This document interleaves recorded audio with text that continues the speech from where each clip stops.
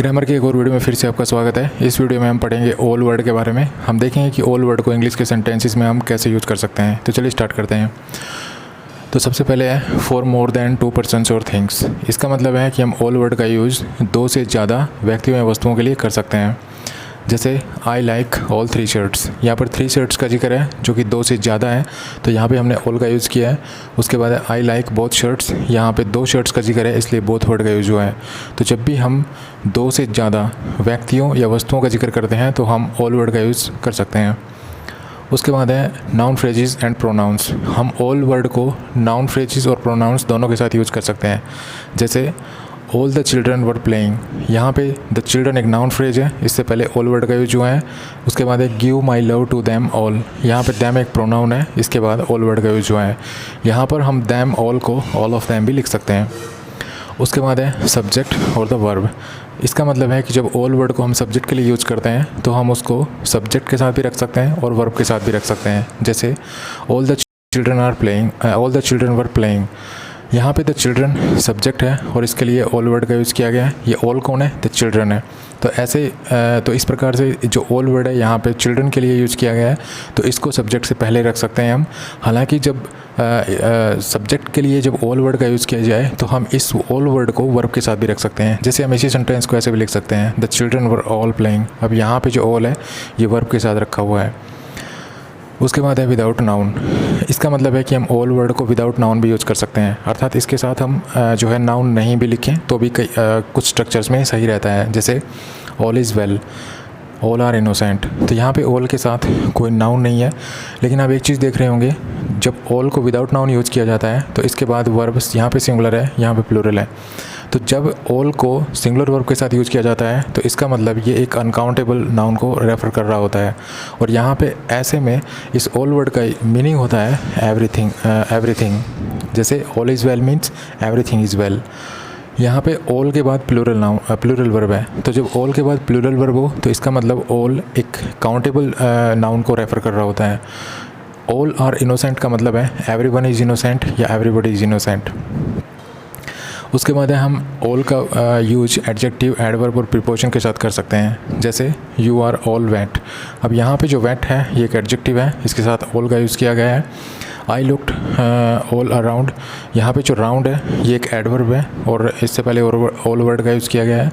उसके बाद tell me all about your plans. यहाँ पे अबाउट एक प्रीपोजिशन है, तो यहाँ पे प्रीपोजिशन से पहले ऑल वर्ड का यूज़ किया गया है। तो इस प्रकार हम ऑल को एडजेक्टिव, एडवर्ब, प्रीपोजिशन से पहले यूज़ कर सकते हैं। उसके बाद है सिंगुलर और प्लूरल नाउन, अर्थात ऑल वर्ड के बाद जो हम नाउन यूज़ कर रहे होते हैं वो सिंगुलर भी हो सकता है और प्लूरल भी हो सकता है। जैसे all the information is confidential. यहाँ पे जो इन्फॉर्मेशन वर्ड है ये एक अनकाउंटेबल नाउन है, तो इससे पहले ऑल वर्ड यूज़ किया गया है। तो हम अनकाउंटेबल नाउन के लिए भी जो अनकाउंटेबल नाउन के लिए हम ऑल वर्ड का यूज़ कर सकते हैं, अर्थात ऑल के बाद अनकाउंटेबल नाउन भी हो सकता है। उसके बाद है all the children are intelligent. यहाँ पे ऑल के साथ जो चिल्ड्रन वर्ड यूज़ किया गया है जो कि काउंटेबल है, तो ऑल के बाद हम अनकाउंटेबल नाउन भी यूज़ कर सकते हैं और ऑल के बाद हम जो है काउंटेबल नाउन भी यूज़ कर सकते हैं। लेकिन यहाँ पे एक चीज़ ध्यान रखने वाली है, वो ये है कि ऑल के बाद जब हम काउंटेबल नाउन यूज़ करते हैं तो वो नाउन प्लूरल होता है। तो यहाँ पे हमने ऑल के बारे में इंट्रोडक्शन देखा कि हम ऑल वर्ड का यूज़ कैसे कैसे सेंटेंसेस में कर सकते हैं। तो आप इस जो भी बोर्ड पे मैटर लिखा हुआ है आप इनको नोट डाउन कर सकते हैं। आगे हम चलते हैं ऑल के दूसरे एडवांस यूजेस पर। उसके बाद चलिए देखते हैं ऑल का यूज हम नाउन फ्रेजेस और प्रोनाउंस के साथ करते समय किन किन चीज़ों का हमें ध्यान रखना चाहिए और हम कैसे इसका यूज नाउन फ्रेजेस और प्रोनाउंस के साथ कर सकते हैं। तो सबसे पहले देखते हैं ऑल और ऑल ऑफ को, कि हम ऑल और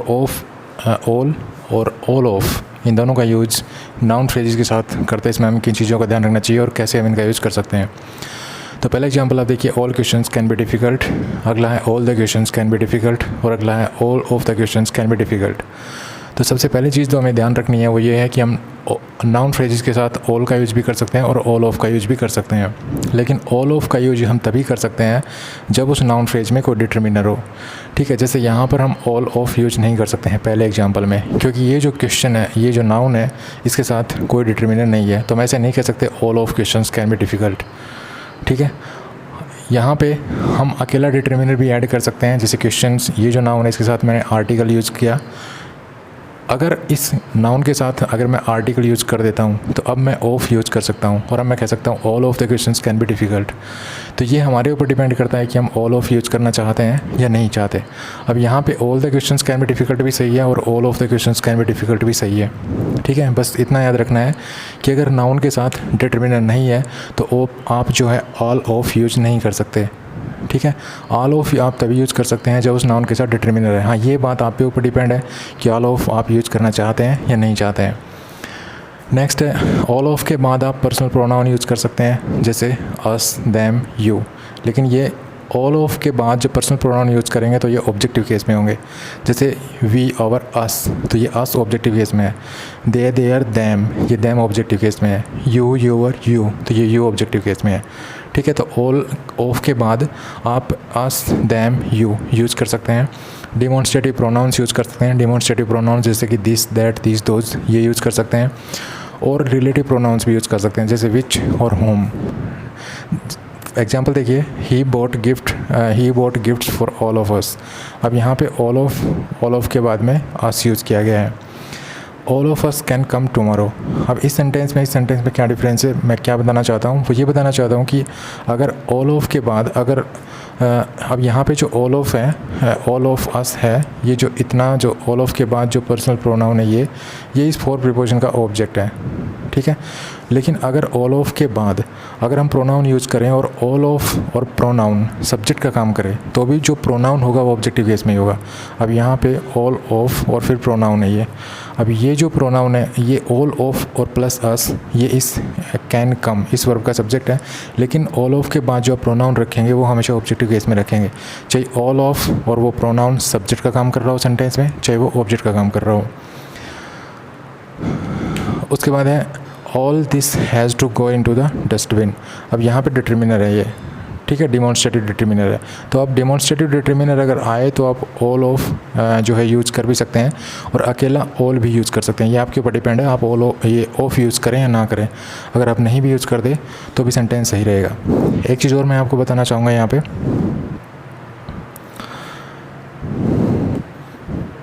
यहाँ पे जो ऑल ऑफ अस है, हम यहाँ पे अस ऑल भी लिख सकते हैं। ठीक है, he brought gifts for us all.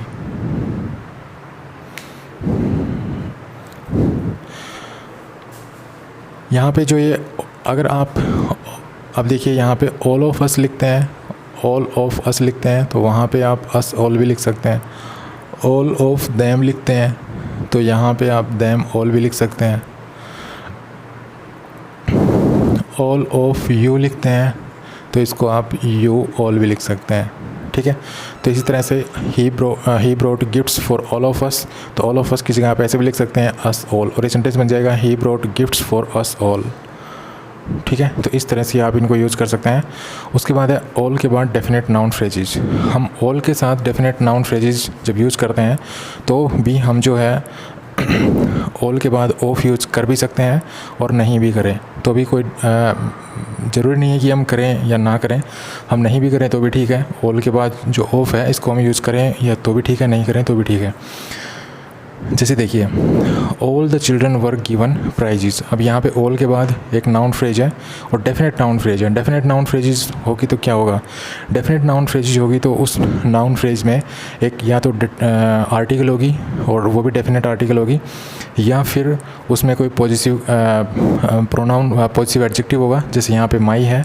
ठीक है, उसके बाद ये डिमॉन्स्ट्रेटिव जो प्रोनाउंस हैं दिस, दैट, दिस, दोज, ये किसी नाउन के साथ होंगे। तो जिस भी नाउन के साथ डेफिनेट आर्टिकल होगी, पॉजिटिव एडजेक्टिव होगा या कोई डिमॉन्स्ट्रेटिव प्रोनाउन होगा तो वो जो फ्रेज होगी वो डेफिनेट फ्रेज होगी और डेफिनेट नाउन फ्रेज होगी। और उसके साथ हम जब ऑल यूज़ करते हैं तो हम अकेला ऑल भी यूज़ कर सकते हैं और उस ऑल के साथ हम ऑफ भी लिख सकते हैं। जैसे इस सेंटेंस में देखिए, all the children were given prizes. अब हम all the children were given prizes भी लिख सकते हैं और all of the children were given prizes भी लिख सकते हैं। इसी प्रकार I have sold all my books भी लिख सकते हैं और यहाँ पे I have sold all of my old books भी लिख सकते हैं। यहाँ पर हम ऑफ को हटा भी सकते हैं और इसको रख भी सकते हैं, हटा भी सकते हैं, रख भी सकते हैं। यहाँ पर all of this cake is polluted, यहाँ पर ऑफ को रख भी सकते हैं, हटा भी सकते हैं। ठीक है, तो यहाँ पे द चिल्ड्रन एक डेफिनेट नाउन फ्रेज है क्योंकि इससे पहले डेफिनेट आर्टिकल है। यहाँ पे माई old books definite noun phrase है क्योंकि इससे पहले पॉजिटिव एडजेक्टिव है। यहाँ पर दिस केक एक डेफिनेट नाउन फ्रेज है क्योंकि इससे पहले डिमॉन्स्ट्रेटिव ये जो एडजेक्टिव है, डिमॉन्स्ट्रेटिव एडजेक्टिव है ये, सॉरी मैं प्रोनाउन बोल गया शायद पहले, डिमॉन्स्ट्रेटिव एडजेक्टिव है यहाँ पे। तो इस तरह से जो डेफिनेट नाउन फ्रेज होती हैं उनसे पहले हम ऑल का जब यूज़ करते हैं तो हम उनके साथ ऑफ रख भी सकते हैं और उसको हटा भी सकते हैं। चलिए अब देखते हैं हम जब ऑल का यूज हम पर्सनल प्रोनाउन के साथ करते हैं तो हम कैसे इसका यूज पर्सनल प्रोनाउन के साथ करते हैं और किन चीज़ों का हमें ध्यान रखना चाहिए।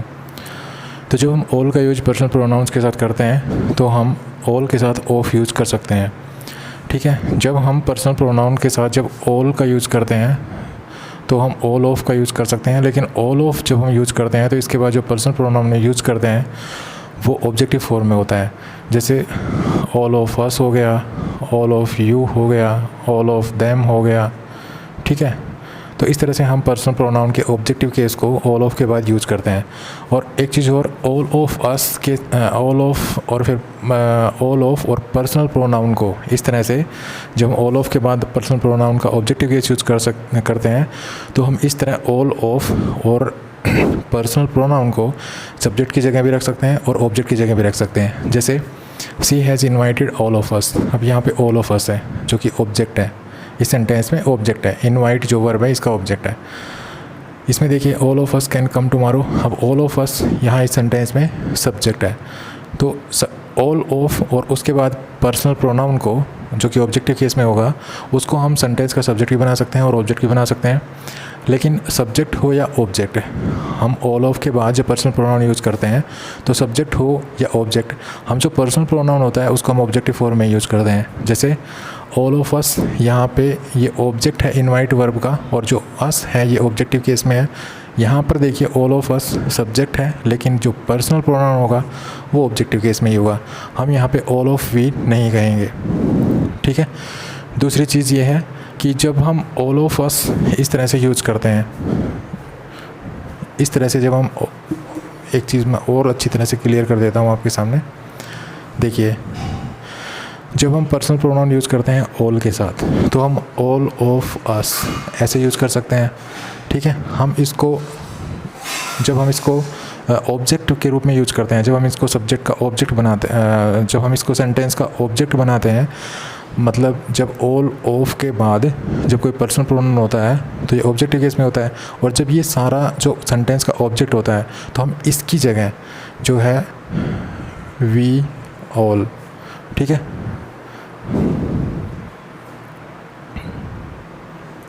अस ऑल, सॉरी वी ऑल नहीं, अस ऑल, ठीक है, इस तरह भी यूज़ कर सकते हैं।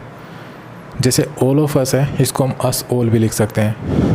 ऑल ऑफ देम हम इसको देम ऑल भी लिख सकते हैं। ऑल ऑफ यू हम इसको यू ऑल भी लिख सकते हैं, ठीक है। लेकिन ये सिर्फ हम तभी लिखेंगे जब ऑब्जेक्ट की जगह हम इसको यूज़ कर रहे होंगे। जैसे इस सेंटेंस में देखिए she has invited all of us, तो हम यहाँ पे she has invited us all लिख सकते हैं, ठीक है। इसी प्रकार से she has invited you all, हम यहाँ पे इस यू ऑल को ऑल ऑफ यू बना सकते हैं, ऑल ऑफ यू।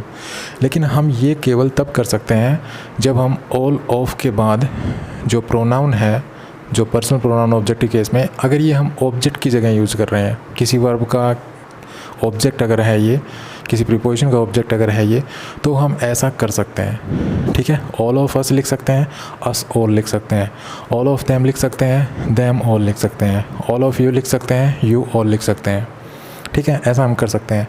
लेकिन अगर हम सब्जेक्ट की जगह इनको यूज़ कर रहे हैं, तो सब्जेक्ट की जगह यूज़ कर रहे हैं तो हम ये तो यूज़ कर सकते हैं ऑल ऑफ, और इसके बाद जो पर्सनल प्रोनाउन है इसको तो यूज़ कर सकते हैं, लेकिन हम ये यूज़ नहीं कर सकते अगर हम सब्जेक्ट की जगह यूज़ कर रहे हैं तो, ठीक है।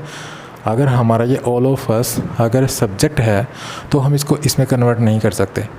जैसे एक सेंटेंस है यहाँ पे, जैसे यही सेंटेंस ले लीजिए, all of you can come tomorrow, तो हम इस सेंटेंस को ऐसे नहीं लिख सकते। देखिए हम इस सेंटेंस को ऐसे नहीं लिख सकते कि us all can come tomorrow, हम इसको ऐसे नहीं लिखेंगे, ये गलत होगा।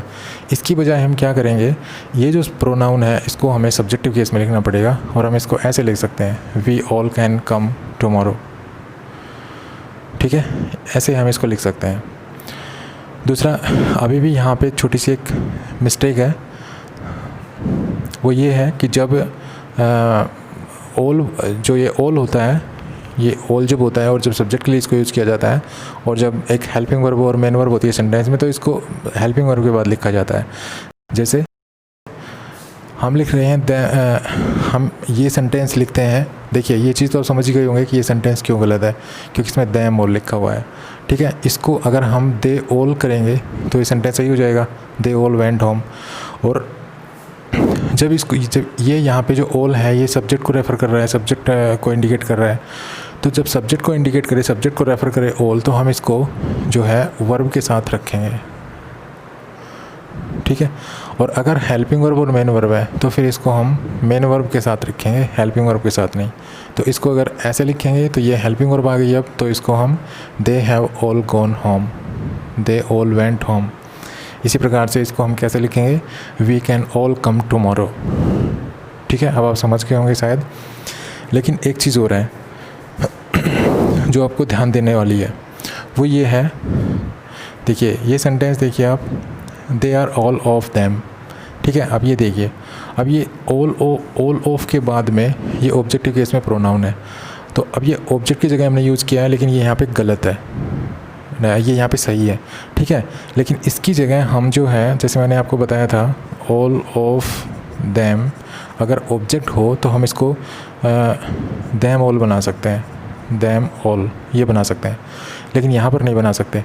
क्यों नहीं बना सकते? क्योंकि यहाँ पे बी की फॉर्म है, यहाँ पर ये बी की फॉर्म है। तो जब भी सेंटेंस में बी की कोई फॉर्म हो, बी की फॉर्म का मतलब होता है is, am, are, was, were, तो अगर ये हो तो हम ऑल ऑफ के बाद में जो ऑब्जेक्टिव केस में पर्सनल प्रोनाउन है वही लिखेंगे, उसको हम ऐसे them all, you all, we all ऐसे नहीं बना सकते हैं। ठीक है, तो इस चीज़ का ध्यान रखना है। दूसरा, जो शॉर्ट आंसर होते हैं, उन शॉर्ट आंसर में भी जो है ऑल ऑफ और ऑब्जेक्टिव केस में पर्सनल प्रोनाउन यूज़ करते हैं।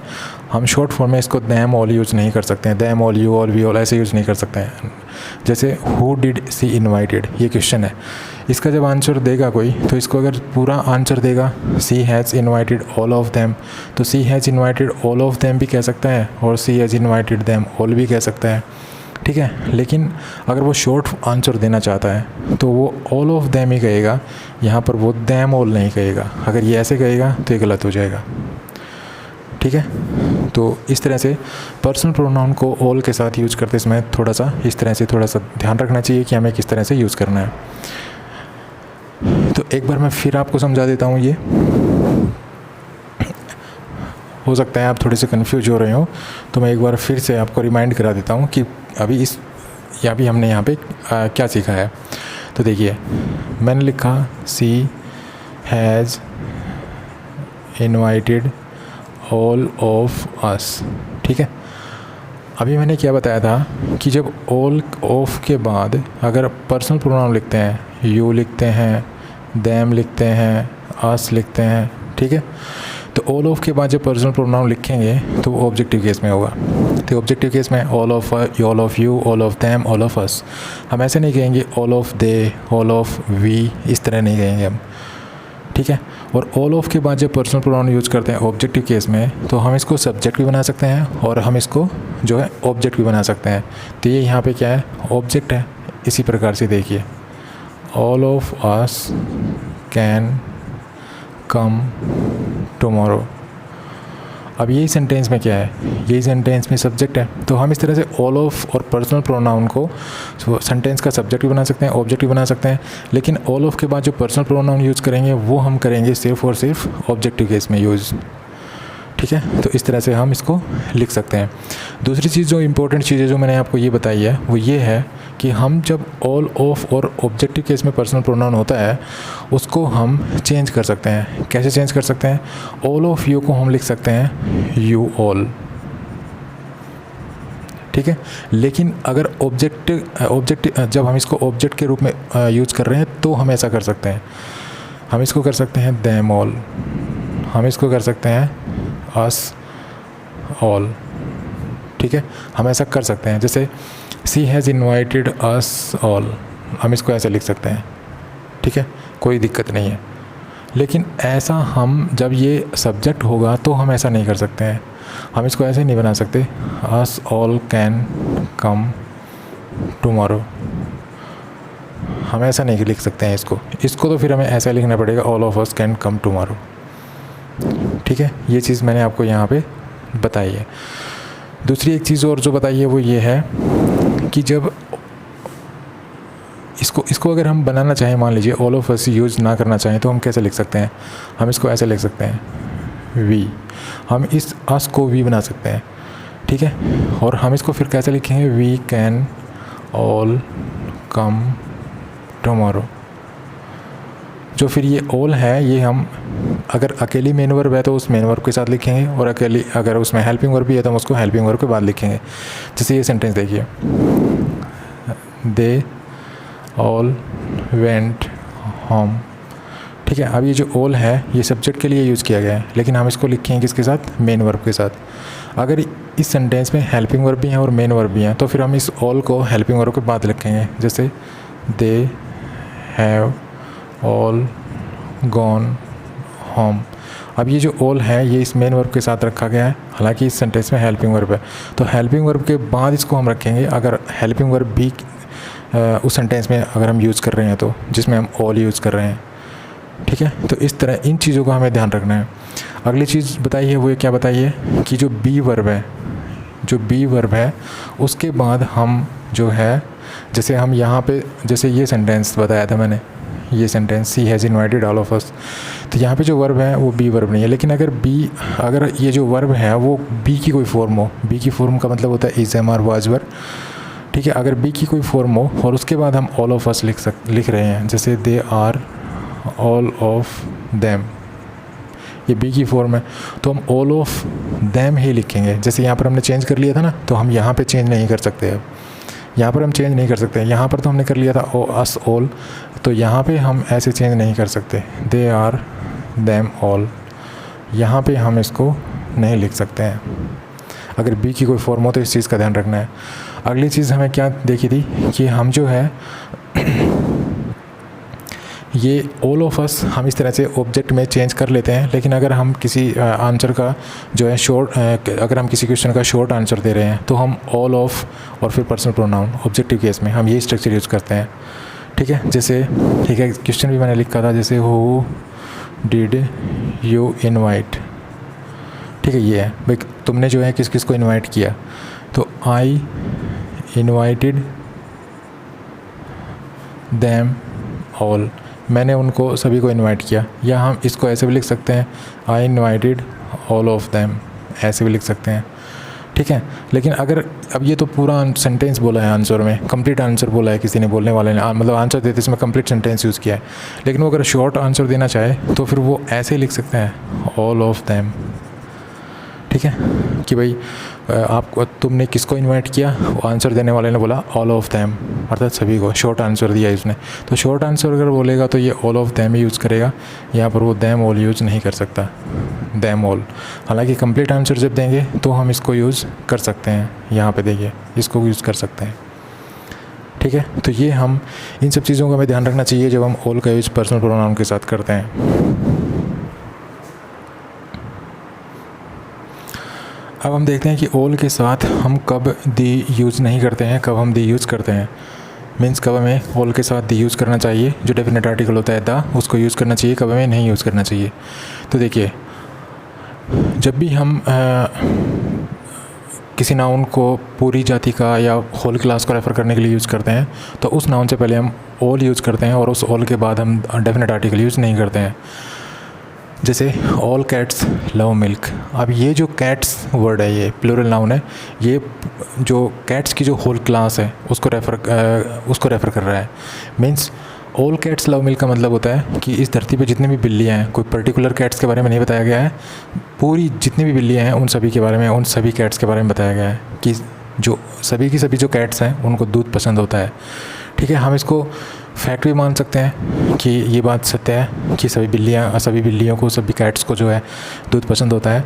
तो इस तरह से जब कोई प्लूरल नाउन होल क्लास को जो है रेफ़र करे, तो उस प्लूरल नाउन से पहले जब ऑल यूज़ करते हैं हम, तो उसके साथ हम डेफिनेट आर्टिकल यूज़ नहीं करते हैं। जैसे ऑल चिल्ड्रन लव स्वीट्स, तो सभी बच्चों को जो है मिठाइयाँ पसंद होती हैं। अब ये जो चिल्ड्रन है, इस सेंटेंस का मतलब है कि जितने भी चिल्ड्रन हैं इस दुनिया में, कोई पर्टिकुलर चिल्ड्रन की बात नहीं हो रही है, सभी दुनिया में जितने भी चिल्ड्रन हैं उन सभी की बात हो रही है। ठीक है, ये जो चिल्ड्रन की जो क्लास है उस सारी क्लास को जो है ये रेफ़र कर रहा है ये वर्ड। उसी प्रकार से ये ऊपर वाले सेंटेंस में जो कैट्स है, ये जितनी भी कैट्स हैं, कैट्स की जो क्लास है पूरी, इस धरती पर जो कैट्स की क्लास है उस सारी क्लास को ये वर्ड रेफ़र कर रहा है। तो ऐसे जो वर्ड्स होते हैं जो पूरी क्लास को रेफ़र करते हैं, उससे पहले जब हम ऑल वर्ड यूज़ करते हैं तो उसके साथ हम डेफिनेट आर्टिकल का यूज़ नहीं करते हैं, द आर्टिकल का यूज़ नहीं करते हैं। लेकिन अगर हम इस ऑल के साथ डेफिनेट आर्टिकल का यूज़ करते हैं तो फिर वो जो ये चिल्ड्रन है ये पूरी क्लास को रेफ़र नहीं कर रहा होता। जैसे all the children playing there are my students, सभी बच्चे जो वहाँ खेल रहे हैं वो मेरे जो है स्टूडेंट्स हैं। अभी जो चिल्ड्रन है ये पूरी क्लास को रेफ़र नहीं कर रहा, ये कोई पर्टिकुलर चिल्ड्रन के बारे में बताया गया। और कौन से पर्टिकुलर चिल्ड्रन? जो वहाँ पे खेल रहे हैं। यहाँ पर इस दुनिया में सारी चिल्ड्रन की बात नहीं हो रही है, लेकिन अगर आप दा यूज़ नहीं कर रहे हैं तो सारे बच्चों की, इस दुनिया में जितने भी बच्चे हैं उन सब की बात हो रही है। इस दुनिया में सारी जो कैट्स हैं उनकी बात हो रही है। ठीक है, तो इस तरह से ऑल के साथ हम जो दा यूज़ करते हैं, डेफिनेट आर्टिकल यूज़ करते हैं, तो हमें इस चीज़ का ध्यान रखना चाहिए। दूसरा अनकाउंटेबल नाउन्स, जब अनकाउंटेबल नाउन्स के साथ हम ऑल यूज़ करते हैं तो हम उस ऑल के साथ डेफिनेट आर्टिकल यूज़ नहीं करते हैं। जैसे आई लव ऑल म्यूज़िक, अब यहाँ पे चाहे कैसा भी म्यूज़िक हो, मुझे म्यूज़िक पसंद है। ठीक है, तो ये म्यूज़िक जो है ये अनकाउंटेबल नाउन है, हम इसके साथ ऑल वर्ड यूज़ कर रहे हैं और कोई आर्टिकल नहीं है। लेकिन अगर ये अनकाउंटेबल नाउन जो है वो डेफिनेट है, वो मतलब जनरल सेंस में यूज़ नहीं हो रहा है, तो फिर उसको आइडेंटिफाई कर रखा है किसी सेंटेंस में, तो फिर हम ऑल के साथ डेफिनेट आर्टिकल यूज़ करते हैं। जैसे I love all the music of this film, अब ये जो म्यूज़िक है ये जनरल सेंस में यूज़ नहीं हो रहा है, ये एक पर्टिकुलर म्यूज़िक की बात हो रही है यहाँ पे, कि इस फिल्म कि कोई पर्टिकुलर फिल्म है उसका म्यूज़िक की बात हो रही है। तो फिर यहाँ पे हम ऑल के साथ जो है डेफिनेट आर्टिकल यूज़ करेंगे। तो इन पॉइंट्स को आप जो है नोट डाउन कर सकते हैं कि हम ऑल के साथ कब हमें डेफिनेट आर्टिकल यूज़ करना चाहिए, कब हमें डेफिनेट आर्टिकल यूज़ नहीं करना चाहिए। उसके बाद है जब ऑल के बाद अगर कोई नंबर हम लिख रहे हैं, जैसे all 2 brothers, all 3 students, all 5 guest, ठीक है, तो इस तरह से जब हम लिखते हैं तो हम ऑल के बाद डेफिनेट आर्टिकल को अक्सर छोड़ देते हैं।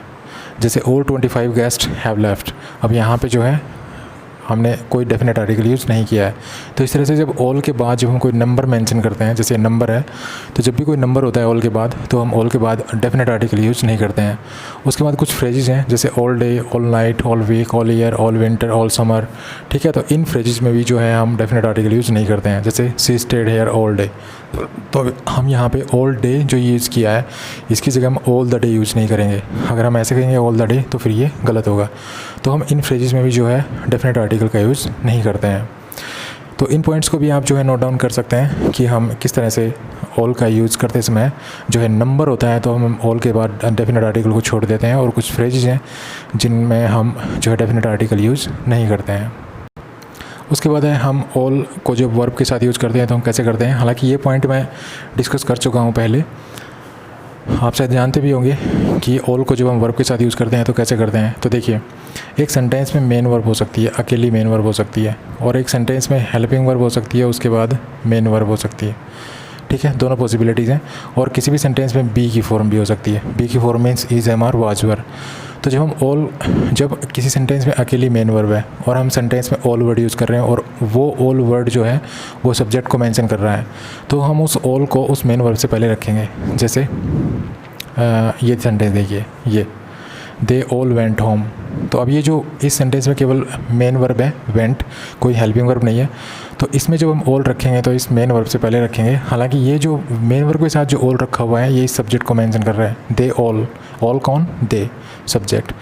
तो ऐसे में जो है ये जो ऑल है ये यहाँ पे एडवर्ब होती है, और जब हम उस ऑल को जो सब्जेक्ट को मेंशन कर रहा होता है, अगर उस ऑल को अगर हम किसी सेंटेंस में रखते हैं और उस सेंटेंस में प्रोनाउन होता है, या नाउन हो या प्रोनाउन हो, ऐसी कोई बात नहीं है, तो अगर उसमें उस सेंटेंस किसी ऐसे सेंटेंस पे रखते हैं जिसमें केवल मेन वर्ब होती है तो उसको मेन वर्ब से पहले रखा जाता है। लेकिन अगर किसी सेंटेंस में हेल्पिंग वर्ब भी और मेन वर्ब भी है तो फिर हम उस ऑल को हेल्पिंग वर्ब और मेन वर्ब के बीच में रखते हैं। जैसे ये देखिए, वी कैन ऑल स्विम, ये हेल्पिंग वर्ब है, ये मेन वर्ब है। ये मेन वर्ब है, तो यहाँ पे इस ऑल को रखा है। इसी प्रकार ये देखिए, ये हेल्पिंग वर्ब है, ये मेन वर्ब है, तो इसमें बीच में रखा है। ठीक है, तो इस तरह से हम यूज़ करते हैं। अगर किसी सेंटेंस में सिर्फ बी की फॉर्म है, is am are was were, और मेन वर्ब नहीं है कोई भी, और यही जो है मेन वर्ब का काम कर रही है अगर किसी सेंटेंस में, तो हम इस जो भी ऑल है उसको हम इस बी की फॉर्म के बाद रखते हैं। जैसे these apples were all bad, तो यहाँ पे जो वर्क के जो ये बी की फॉर्म है, यही यहाँ पे इस सेंटेंस में मेन वर्ब का काम कर रही है, कोई और वर्ब नहीं है। तो जो ऑल है हम इसके बाद रखेंगे इसको ऑल। ठीक है, तो इस वीडियो में इतना ही। इस वीडियो में हमने सीखा कि हम ऑल का यूज़ इंग्लिश के सेंटेंस में कैसे करते हैं। तो कैसा लगे वीडियो? अगर वीडियो अच्छा लगा तो प्लीज़ को लाइक कीजिए, शेयर कीजिए और चैनल को सब्सक्राइब करना ना भूलें। Thanks for watching this video. Happy learning, bye bye.